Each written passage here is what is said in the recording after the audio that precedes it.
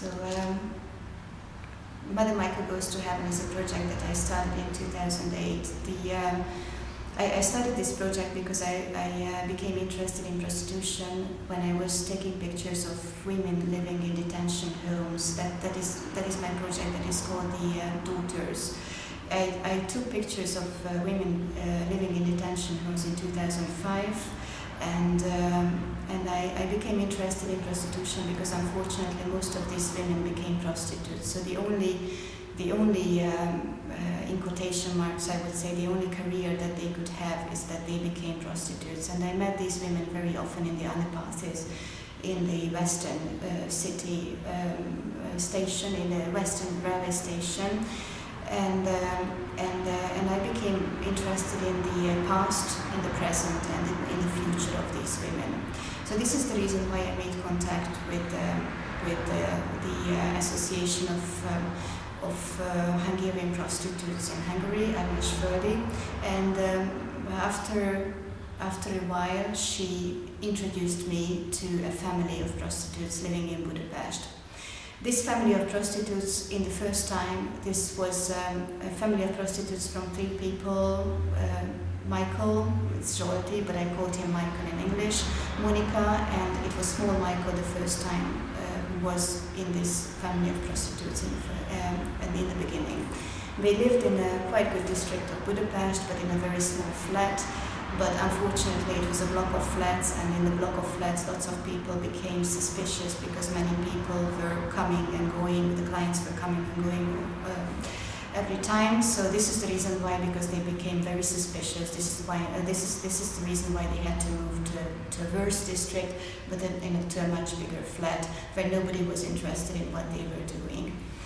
Actually, this was a very slow process because prostitution, or the prostitutes, are people who are not too so they start to trust in you in a very slow way.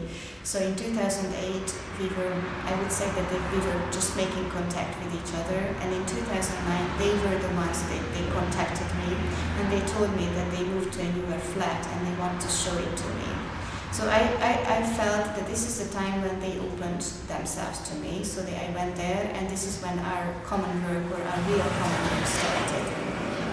This was a flat, as I mentioned earlier, this was a flat in a block of flats. It was a bigger flat, and they lived their lives there. So they loved here, they made love here, they received their clients here, they were hating each other here, they were loving each other here, everything was here, so there was a very realistic reason for that, because actually they were always waiting for the clients, they were always waiting for phone calls. So this is the reason why they did not want to move from a flat, because they were always worried that somebody would call them, so they have to be there all the time.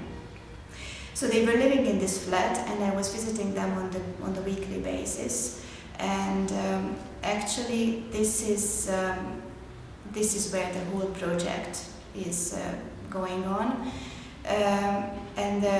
Although I was visiting them, the same flat on the weekly basis, there were always changes in this flat, because their life was very, very changing. So sometimes people moved in, sometimes people moved out, sometimes they changed the whole flat, or they refurbished the whole flat.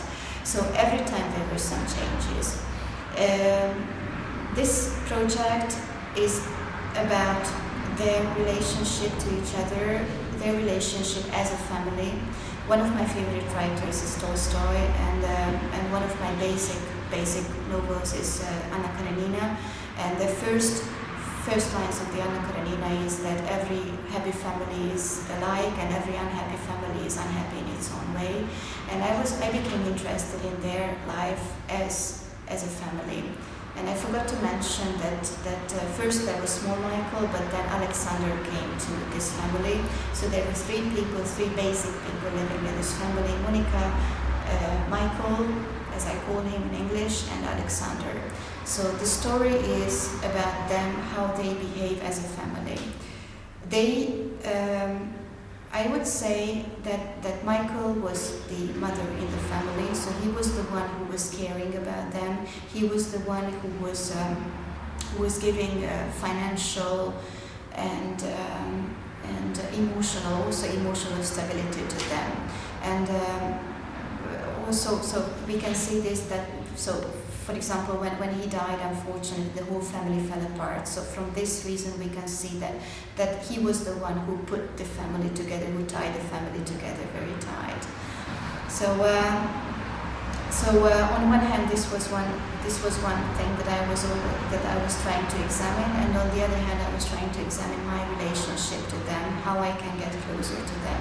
I already mentioned that prostitution is a kind of thing, or prostitutes are people who don't trust people too easily, and and it was a kind of experience for me how I can get close to them.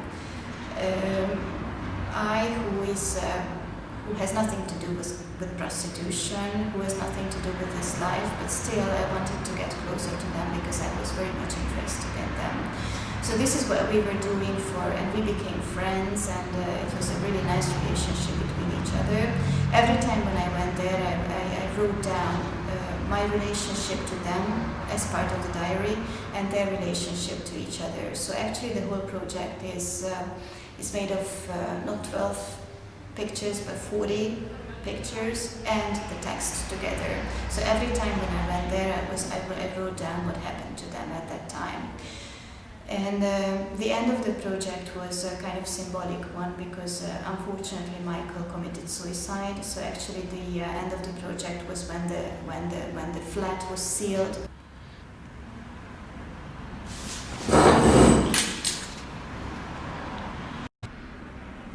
So this project is very important for me emotionally because, as I mentioned already, we became very good friends with each other. But it is also very important for me as a part of my development as a photographer, because before that I have always been interested in the communication between me and my models. So I was always interested in how I can make a good contact, how I can make them trust in me, because this is what I felt, that this is what makes the picture good. If the communication or if the relationship between us works well. But this is the project when, well, actually the emphasis, or the first, not emphasis, I would say that Antoine de Gatta and Anders Pettersen made a huge influence on my work. Mostly Anders Pettersen, because he was the one who told me at the workshop that I spent in Foto España in Madrid. He was the one who told me that reality doesn't exist, because reality is always your reality. So this was a sentence that made me think very much about the reality, about photography, about communication, and about communicating with the models, and about creating our own reality, or my own reality, or whatsoever. So I would say that this is a very important project to me, because this is the one where it is not only about still or unmoving portraits, but this is the one where it's not, it is about a kind of flow in communication, or it's a kind of I would say it's a flowing communication between me and my models, between how they trust me, between how I trust them, because this is also very important, that I have to trust them, or I have to get close to them, because otherwise the picture will not be good. So we together, we became close to each other, and we together created our own reality, and these pictures are mostly about our own reality as us four, as a family, so they three plus me as the photographer. A very important stadium, or a very important stage in this picture making was when there is an English saying, is "if I were in your shoes." And I became very much interested in this saying, because in Hungarian we wouldn't say that, we would say "if I were in your place." And in Hungarian, the Hungarian saying "if I were in your place," I felt that in connection with this saying, I felt that this is not the right expression, because the right expression is mostly that if I were in your shoes, because if I put myself in somebody's shoes, this is the situation when I really feel what that person feels, what that person is in reality. So I asked Monica to give me her clothes, and I was posing in front of my camera actually, because Michael was the photographer, and so we swapped places, Michael was the photographer, I was the model, so actually I became part of their reality, so we created our reality together. So this was a time when I think something changed, and something changed in me because I could also get closer, much closer than before, and because it is not often said by photographers, and I don't often say that too, but the photographers also have lots of emotional barriers. The photographers also have lots of emotional things that they have to bypass, or not bypass, but they have to jump through, because if they don't jump through these barriers, then the photo will not be good actually. So this is the reason why the process should be good. Should be long, because this is the kind of emotional, psychological barriers that we have to solve somehow. We have to jump somehow. Otherwise, we will never get close to the models, or we will never get close to that reality that we create in that picture.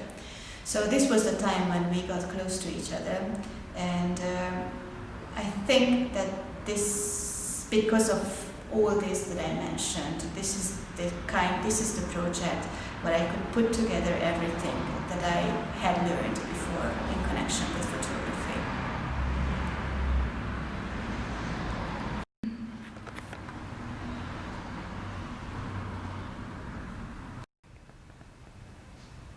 I have been visiting FebrThe España for many years now, I would say 5 years.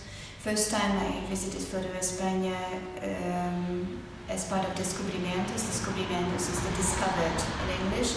Discovered is a kind of, I would say it's a kind of competition where 70 photographers are selected, so they have to apply, and then 70 photographers are selected from all over the world, and they have the chance, or they have the opportunity to meet the best editors, the best gallerists, and the best museum directors from all over the world. So this is a very big thing, and then as a result of all this, then there is a big exhibition. There is a big collective exhibition from the works of the selected participants. So this was the first time when I participated, and also participated in lots of workshops, including workshop by Sylvia Plachi, by Guillaume Herbeau, and I met Antoine de Gata and Anders Pettersen as well as part of these workshops.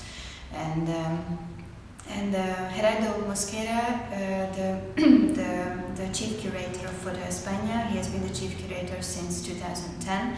He has known my photos mostly from ACAX, but also from FebrThe España, so he had known it before he came here. He was invited by Ludwig Museum's office, Agency for Cultural Art Exchange, as part of Czech in Budapest lecturer, and as part of Czech in Budapest, he had the opportunity to have a look of the website, and he chose some photographers that he wanted to meet. So he chose me, that he wanted to get to know me, and this was the time when we met the first time. So we met, and he had a look at all of my projects actually, and this is the time when he chose my project as part of FebrThe España's one of the main exhibitions, Aquí Estamos, Here We Are. Here We Are is a collective exhibition of Richard Avedon, very famous photographer. Unfortunately, he's dead now, but he's a fantastic photographer. Richard Billingham, he was born in 1970. He's mostly known for Les Raiselauf, for a photo project of his family that he made of his family. Paz Arazuri is a Chilean photographer, and myself. And it was a huge exhibition. From me, there were 30 pictures, 5 projects altogether, including this one, Mother Micah Goes to Heaven. When I was looking at the whole exhibition together, I had a feeling that it's like a collection of masks. It's a collection of lots of people jumping down from the pictures. So somehow I had a feeling that something is common between these all photographers, and something is common between the pictures. And for example, as an example, it was very interesting to see that Paz Arazuri's had very similar project that I have.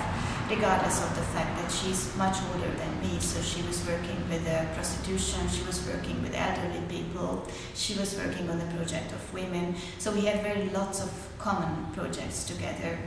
Also, Richard Billingham, it was really interesting because, for example, for Mother Michael Goes to Heaven, many people thought that it's Richard Billingham's new project, and I had to say no, that it's my project, it's not his project. So